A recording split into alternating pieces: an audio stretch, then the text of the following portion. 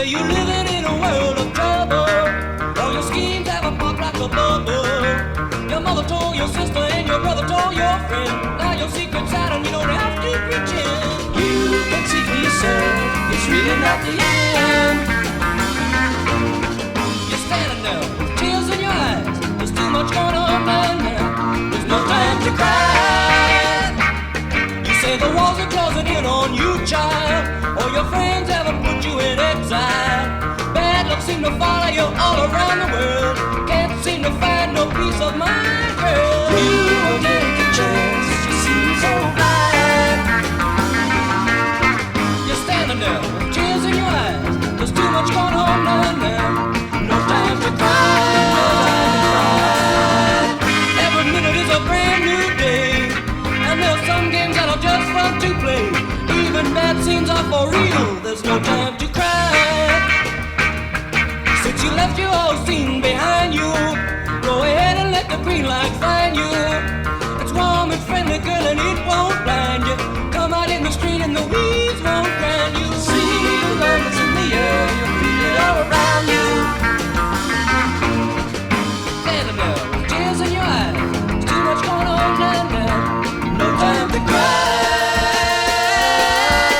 Your yesterdays are all left behind. There's a brand new light in your mind. You don't need a key to define what's written on the magic sign. There's no time to cry. When the season of the magic lantern is transformed into a funny pattern, the wheel of fortune has a flat tire. You can't seem to get any higher. When you go another day, you're sure to find a horseshoe. You're standing there with tears in your eyes. There's too much going on right now. No time to cry.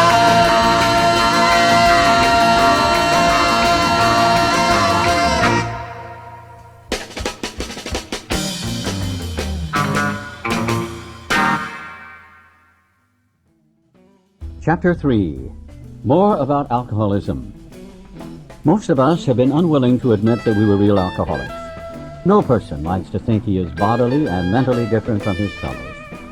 Therefore, it is not surprising that our drinking careers have been characterized by countless vain attempts to prove we could drink like other people. The idea that somehow, someday, he will control and enjoy his drinking is the great obsession of every abnormal drinker. The persistence of this illusion is astonishing. Many pursue it to the gates of insanity or death. We learned that we had to fully concede to our innermost selves that we were alcoholics. This is the first step in recovery. The delusion that we are like other people, or presently may be, has to be smashed. We alcoholics are men and women who have lost the ability to control our drinking. We know that no real alcoholic ever recovers control.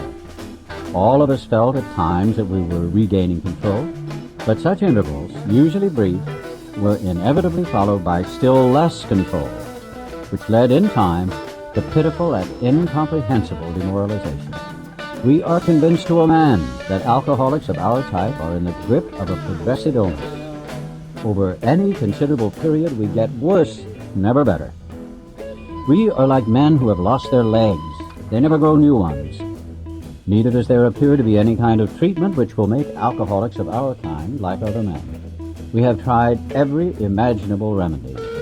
In some instances, there has been brief recovery, followed always by a still worse relapse. Physicians who are familiar with alcoholism agree there is no such thing as making a normal drinker out of an alcoholic. Science may one day accomplish this, but it hasn't done so yet. Despite all we can say, many who are real alcoholics are not going to believe they are in that class. By every form of self-deception and experimentation, they will try to prove themselves exceptions to the rule, therefore non-alcoholic. If anyone who is showing inability to control his drinking can do the right about face and drink like a gentleman, our hats are off to him.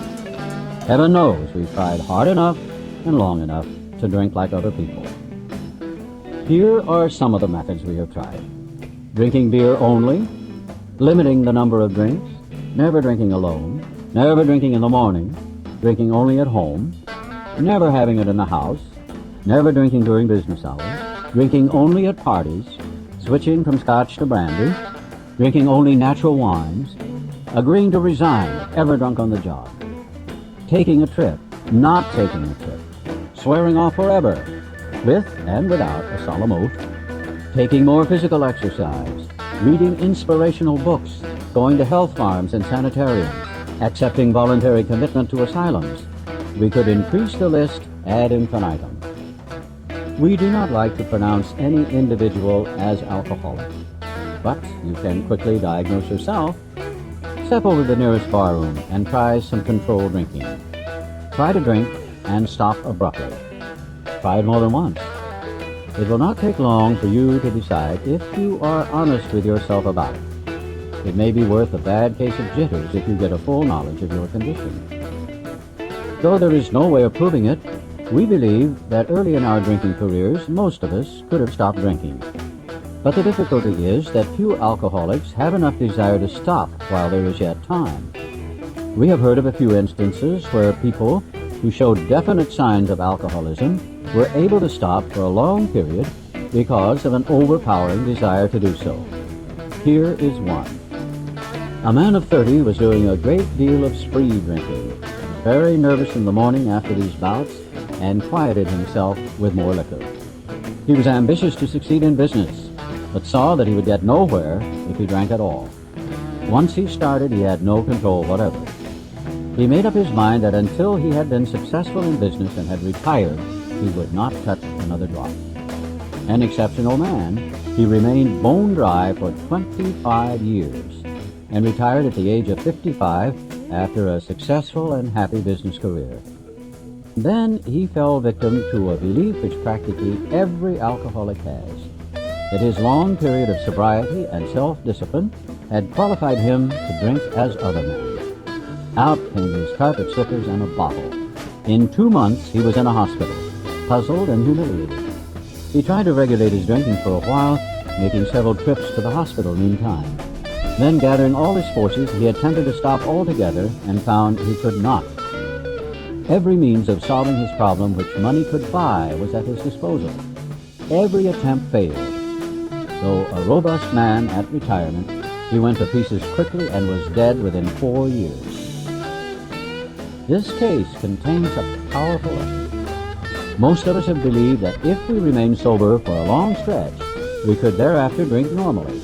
But here is a man who at 55 years found he was just where he had left off at 30. We have seen the truth demonstrated again and again. Once an alcoholic, always an alcoholic. Commencing to drink after a period of sobriety, we are in a short time as bad as ever. If we are planning to stop drinking, there must be no reservation of any kind, nor any lurking notion that someday we will be immune to alcohol. Young people may be encouraged by this man's experience to think that they can stop as he did on their own willpower. We doubt if many of them can do it, because none will really want to stop, and hardly one of them, because of the peculiar mental twist already acquired, will find he can win out. Several of our crowd, men of 30 or less, have been drinking only a few years, but they found themselves as helpless as those who have been drinking 20 years. To be gravely affected, one does not necessarily have to drink a long time, nor take the quantities some of us have. This is particularly true of women. Potential female alcoholics often turn into the real thing and are gone beyond recall in a few years. Certain drinkers who would be greatly insulted if called alcoholics are astonished at their inability to stop. We who are familiar with the symptoms see large numbers of potential alcoholics among young people everywhere, but try and get them to see it. A footnote here makes this clarification. True, when this book was first published, but a 1977 membership survey in the U.S. and Canada showed 11% of AAs were 30 and under. As we look back, we feel we had gone on drinking many years beyond the point where we could quit on our willpower. If anyone questions whether he has entered this dangerous area, let him try leaving liquor alone for 1 year. If he's a real alcoholic and very far advanced, there is scant chance of success. In the early days of our drinking, we occasionally remained sober for a year or more, becoming serious drinkers again later. Though you may be able to stop for a considerable period, you may yet be a potential alcoholic. We think few to whom this book will appeal can stay dry anything like a year. Some will be drunk the day after making their resolution. Most of them within a few weeks. For those who are unable to drink moderately, the question is how to stop altogether. We are assuming, of course, that the reader desires to stop. Whether such a person can quit upon a non-spiritual basis depends upon the extent to which he has already lost the power to choose whether he will drink or not. Many of us felt that we had plenty of character. There was a tremendous urge to cease forever, yet we found it impossible. This is the baffling feature of alcoholism as we know it, this utter inability to leave it alone no matter how great the necessity or the wish. How then shall we help our readers determine to their own satisfaction whether they are one of us? The experiment of quitting for a period of time will be helpful, but we think we can render an even greater service to alcoholic sufferers and perhaps to the medical fraternity.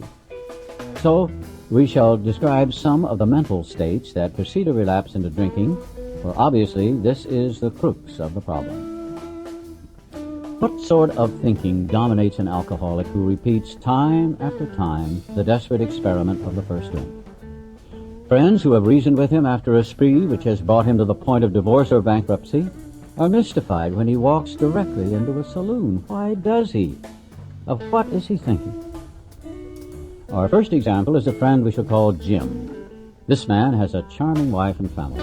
He inherited a lucrative automobile agency. He had a commendable World War record. He's a good salesman. Everybody likes him. He's an intelligent man, normal so far as we can see, except for a nervous disposition. He did no drinking until he was 35. In a few years, he became so violent and intoxicated that he had to be committed. On leaving the asylum, he came into contact with us. We told him what we knew of alcoholism and the answer we had found. He made a beginning. His family was reassembled, and he began to work as a salesman for the business he had lost through drinking. All went well for a time, but he failed to enlarge his spiritual life. To his consternation, he found himself drunk half a dozen times in rapid succession. On each of these occasions, we worked with him, reviewing carefully what had happened. He agreed he was a real alcoholic and in a serious condition. He knew he faced another trip to the asylum if he kept on. Moreover, he would lose his family for whom he had a deep affection. Yet he got drunk again. We asked him to tell us exactly how it happened. This is his story.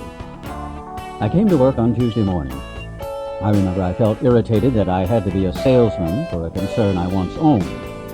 I had a few words with the boss, but nothing serious. Then I decided to drive into the country to see one of my prospects for a car. On the way, I felt hungry, so I stopped at a roadside place where they have a bar. I had no intention of drinking. I just thought I'd get a sandwich. I also had the notion that I might find a customer for a car at this place, which was familiar, for I had been going to it for years. I'd eaten there many times during the months I was sober. I sat down at a table and ordered a sandwich and a glass of milk. Still no thought of drinking. I ordered another sandwich and decided to have another glass of milk. Suddenly, the thought crossed my mind that if I were to put an ounce of whiskey in my milk, it couldn't hurt me on a full stomach. I ordered a whiskey and poured it into the milk. I vaguely sensed I was not being any too smart, but felt reassured as I was taking the whiskey on a full stomach. The experiment went so well that I ordered another whiskey and poured it into more milk. That didn't seem to bother me, so I tried another.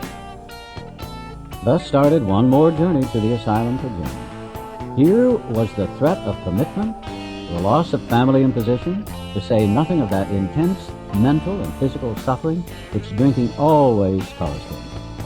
He had much knowledge about himself as an alcoholic, yet all reasons for not drinking were easily pushed aside in favor of the foolish idea that he could take whiskey if only he mixed it with milk.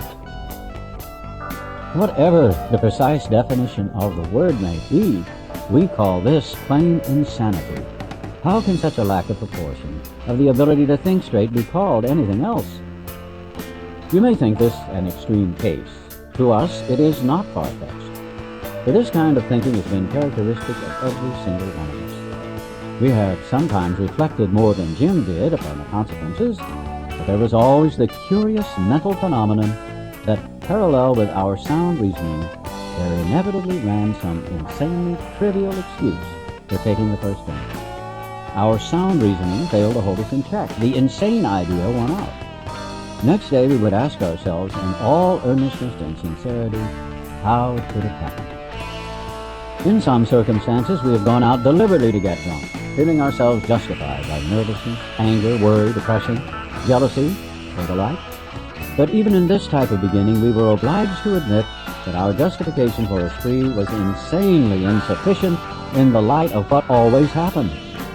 We now see that when we begin to drink deliberately instead of casually, with a little serious or effective thought during the period of premeditation of what the terrific consequences might be, our behavior is as absurd and incomprehensible with respect to the first drink as that of an individual with a passion, say, for jaywalking. He gets a thrill out of skipping in front of fast-moving vehicles. He enjoys himself for a few years, in spite of friendly warnings. Up to this point, you would label him as a foolish chap having clear ideas of fun. Luck then deserts him, and he is slightly injured several times in succession. You would expect him, if he were normal, to cut it out. Presently, he's hit again, and this time has a fractured skull. Within a week after leaving the hospital, a fast-moving trolley car breaks his arm. He tells you he has decided to stop jaywalking for good, but in a few weeks he breaks both legs. On through the years, his conduct continues, accompanied by his continual promises to be careful or to keep off the streets altogether. Finally, he can no longer work, his wife gets a divorce, and he is held up to ridicule. He tries every known means to get the jaywalking idea out of his head. He shuts himself up in an asylum, hoping to mend his ways. But the day he comes out, he races in front of a fire engine, which breaks his back. Such a man would be crazy, wouldn't he? You may think our illustration is too ridiculous, but is it? We who have been through the ringer have to admit if we substituted alcoholism for jaywalking, the illustration would fit us exactly. However intelligent we may have been in other respects, where alcohol has been involved, we have been strangely insane. It's strong language. But isn't it true? Some of you are thinking, yes, what you tell us is true, but it doesn't fully apply. We admit we have some of these symptoms, but we have not gone to the extremes you fellows did, nor are we likely to, for we understand ourselves so well after what you have told us that such things cannot happen again. We have not lost everything in life through drinking, and we certainly do not intend to. Thanks for the information. That may be true of certain non-alcoholic people who, though drinking foolishly and heavily at the present time, are able to stop or moderate because their brains and bodies have not been damaged as ours were. But the actual or potential alcoholic, with hardly an exception, will be absolutely unable to stop drinking on the basis of self-knowledge. This is a point we wish to emphasize and re-emphasize, to smash home upon our alcoholic readers as it has been revealed to us out of bitter experience. Let us take another illustration. Fred is a partner in a well-known accounting firm. His income is good, he has a fine home, is happily married, and the father of promising children of college age. He has so attractive a personality that he makes friends with everyone. If ever there was a successful businessman, it is Fred. To all appearance, he is a stable, well-balanced individual. Yet, he is an alcoholic. We first saw Fred about a year ago in a hospital, where he had gone to recover from a bad case of jitters. It was his first experience of this kind, and he was much ashamed of it. Far from admitting he was an alcoholic, he told himself he came to the hospital to rest his nerves. The doctor intimated strongly that he might be worse than he realized. For a few days, he was depressed about his condition. He made up his mind to quit drinking altogether. It never occurred to him that perhaps he could not do so, in spite of his character and standing. Fred would not believe himself an alcoholic, much less accept a spiritual remedy for his problem. We told him what we knew about alcoholism. He was interested and conceded that he had some of the symptoms, but he was a long way from admitting that he could do nothing about it himself. He was positive that this humiliating experience, plus the knowledge he had acquired, would keep him sober the rest of his life. Self-knowledge would fix it. We heard no more of Fred for a while. One day we were told that he was back in the hospital. This time he was quite shaky. He soon indicated he was anxious to see us. The story he told is most instructive. For here was a chap absolutely convinced he had to stop drinking, who had no excuse for drinking, who exhibited splendid judgment and determination in all his other concerns, yet was flat on his back nevertheless. Let him tell you about it. I was much impressed with what you fellows said about alcoholism, and I frankly did not believe it would be possible for me to drink again. I rather appreciated your ideas about the subtle insanity which precedes the first drink, but I was confident it could not happen to me after what I had learned. I reasoned I was not so far advanced as most of you fellows, that I'd been usually successful in licking my other personal problems, and I would therefore be successful where you men failed. I felt I had every right to be self-confident, that it would be only a matter of exercising my willpower and keeping on guard. In this frame of mind, I went about my business, and for a time, all was well. I had no trouble refusing drinks, and began to wonder if I had not been making too hard work of a simple matter. One day I went to Washington to present some accounting evidence to a government bureau. I had been out of town before, during this particular dry spell, so there was nothing new about that. Physically, I felt fine. Neither did I have any pressing problems or worries. My business came off well. I was pleased, and knew my partners would be too. It was the end of a perfect day. Not a cloud on the horizon. I went to my hotel and leisurely dressed for dinner. As I crossed the threshold of the dining room, the thought came to mind that it would be nice to have cocktails with dinner. That was all. Nothing more. I ordered a cocktail and my meal. Then I ordered another cocktail. After dinner, I decided to take a walk. When I returned to the hotel, it struck me a highball would be fine before going to bed. So I stepped into the bar and had one.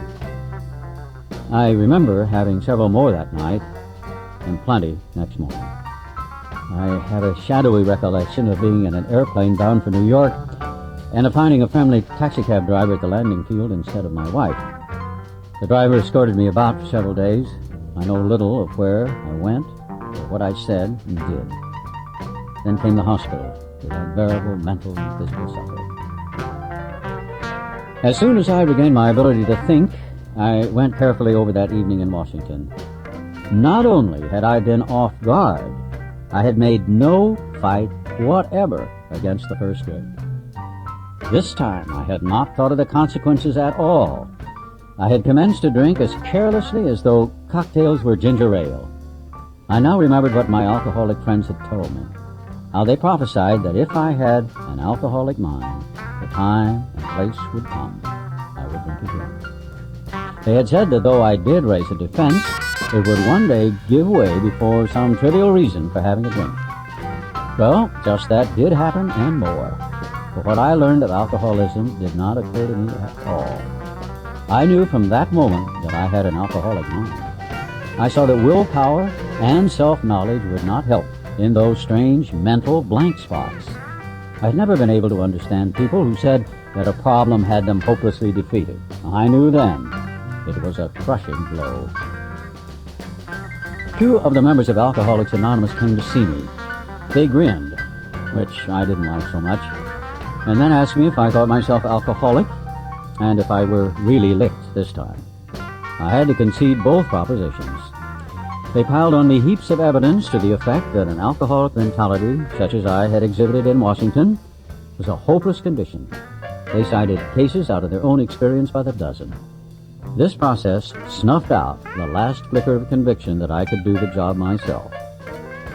Then they outlined the spiritual answer and program of action which 100 of them had followed successfully. Though I had been only a nominal churchman, their proposals were not intellectually hard to swallow, but the program of action, though entirely sensible, was pretty drastic. It meant I would have to throw several lifelong conceptions out the window. That was not easy. But the moment I made up my mind to go through with the process, I had the curious feeling that my alcoholic condition was relieved, as, in fact, it proved to be. Quite as important was the discovery that spiritual principles would solve all my problems. I have since been brought into a way of living infinitely more satisfying and I hope more useful than the life I lived before. My old manner of life was by no means a bad one, but I would not exchange its best moments for the worst I have now. I would not go back to it, even if I could. Fred's story speaks for itself. We hope it strikes home to thousands like him. He had felt only the first nip of the ringer. Most alcoholics have to be pretty badly mangled before they really commence to solve their problems. Many doctors and psychiatrists agree with our conclusions. One of these men, staff member of a world-renowned hospital, recently made this statement to some of us. What you say about the general hopelessness of the average alcoholic's plight is, in my opinion, correct. As to two of you men, whose stories I have heard, there is no doubt in my mind that you were 100% hopeless, apart from divine help. Had you offered yourselves as patients at this hospital, I would not have taken you if I had been able to avoid it. People like you are too heartbreaking. Though not a religious person, I have profound respect for the spiritual approach in such cases as yours. For most cases, there is virtually no other solution.